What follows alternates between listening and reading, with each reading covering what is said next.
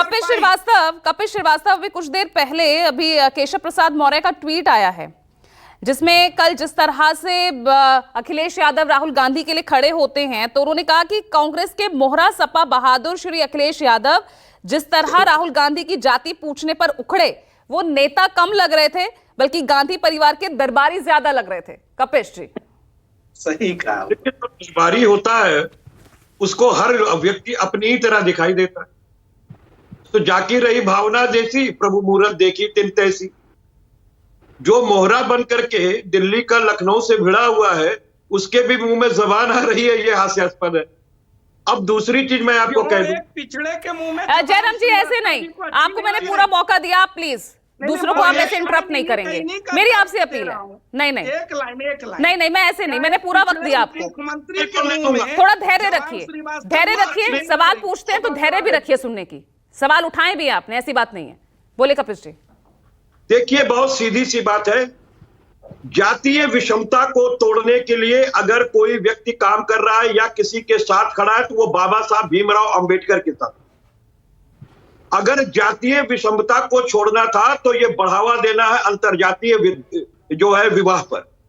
सरकार उसमें अलग से बजट देती है और एक हुजूर जो मंत्री रहे हुए हैं वो किसी को नीचा दर्शाने के लिए और बाबा साहब के उस दृष्टिकोण को नीचे दिखाने के लिए संसद में खड़ा होकर के कहते हैं कि जरा आप बताओ किस जात में आते हो। अरे जात पूछ रहे हो, पहले जात पूछने से पहले जातीय जनगणना पे बताओ। भागो मत नेता हो और आप बताओ कि कैसे कैसे जातियां पैदा हुई और कैसे कैसे तुमने कुचला है। हजारों वर्ष तक कैसे तुमने पेंसिल की नोक को नीचे करके दबाया है। आज बाबा साहब के भीमराव के द्वारा दिए गए संविधान पे जो पावर्ड करने के लिए ताकत दी गई है उसको भी आप खत्म करना चाहते हो। लेकिन इनको बताना पड़ेगा कि राहुल गांधी जी की जाति पूछ करके क्या ये जातीय जनगणना आप कराएंगे या उससे भागते रहेंगे। और जहां जातीय जनगणना की बात कर रहे हैं कि हमने तो बिहार को सेटअप कर दिया, साहब आपके ऊपर सेटअप नहीं था, वो जनता दल यूनाइटेड और राजद ने किया था।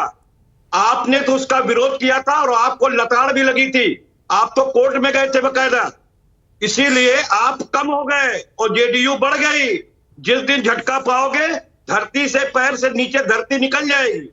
चिंता मत करो, जल्दी आने वाला है। लेकिन कपिल जी अब आप बात जाति जनगणना की कर रहे हैं तो देखिए जरा किस तरह से बीजेपी वापस अपने मूल मुद्दे पर आ गई है और आपके यूपी से ही शुरुआत हो गई है। धर्म परिवर्तन कानून को और कड़ा किया जा रहा है, कांवड़ियों को लेकर तो मुद्दा सुप्रीम कोर्ट तक पहुंचा ही, तो हिंदुत्व के मुद्दे से अब आपको आपके इस जाति जनगणना वाले कार्ड की काट ढूंढने की कोशिश कर रही है बीजेपी। देखिए भारतीय जनता पार्टी जितना चाहे इस पिच पर खेले, विपक्ष जो है उसकी अपनी पिच तैयार है। बेरोजगारी पे खेलेगी, महंगाई पे खेलेगी, इंफ्रास्ट्रक्चर के नाम पे खेलेगी, शिक्षा और चिकित्सा जो महंगी कर रखे हैं उसके नाम पर खेलेगी। और इनको अभी राम परिपथ पूरा हार गए। भगवान राम जहां से पैदा हुए और जहां तक चले वो पूरा का पूरा इलाका भारतीय जनता पार्टी हार गई। लेकिन अभी अपने हार के अहंकार को वो भूल नहीं पा रही है। हम कह रहे हैं आप जो चाहो वो कानून बना लो, सरकार आपकी, सत्ता आपकी, आप पारित करा लोगे। लेकिन हमें एक बात बताओ, सुप्रीम कोर्ट ने लताड़ किसको लगाई नाम पे? जो नाम ये उजागर करने की बात कर रहे थे और धार्मिक विभेद फैला करके इस देश के अंदर तमाम दंगे कराने की साजिश है या आर्थिक लगाम लगाने की साजिश है। इस देश के संविधान के आर्टिकल 14, 17 और 21 की उल्लंघना करते चले आ रहे हैं खुलेआम सरकार में होकर के। जिसकी ये बात करते हैं, जिस पिछड़े वर्ग आयोग तो इन्होंने कहा कि संवैधानिक का हमने दर्जा दिया। उत्तर प्रदेश में जब 69,000 शिक्षकों की भर्ती में केवल 4%, 27 की जगह 4% का आरक्षण आपकी सरकार ने दिया और आपके ही आयोग ने उंगली उठाई तो आपने आयोग का अध्यक्ष बदल दिया और आयोग को भंग कर दिया। यह है आपका प्रूफ चेहरा जो जनता के सामने आ गया है कि आप सीने पे ही नहीं, आप पीठ पे वार करते हो और आपके सामने है कोई भी व्यक्ति आपके साथ खड़ा नहीं है। आज आप भाग रहे हो धर्म के नाम पे, क्यों? क्योंकि आप रोजगार के नाम पर नहीं आना चाहते, महंगाई के नाम पर नहीं आना चाहते। जातीय जनगणना से पूछते हैं कि मैंने तो हमास की जो बात की, आप सोचिए कि अचानक मैं क्यों कर रहा हूं जैसे राहुल गांधी। अरे इतने मूर्ख ना बनाओ इस देश की जनता को। जातीय जनगणना को कराने के लिए एक अच्छा खासा आपको बजट देना पड़ेगा, लोकेट करना पड़ेगा।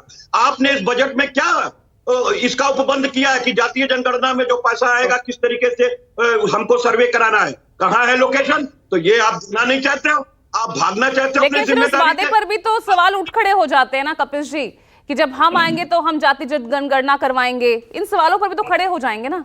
ये तमाम वो सवाल है, क्योंकि जब वो सरकार में थे तब तो वो करवा नहीं पाए, और ऐसा तो था नहीं कोई 10-15 साल का शासन रहा हो, अच्छा लंबा खासा वक्त रहा है वो आप याद सरकार में। कीजिए,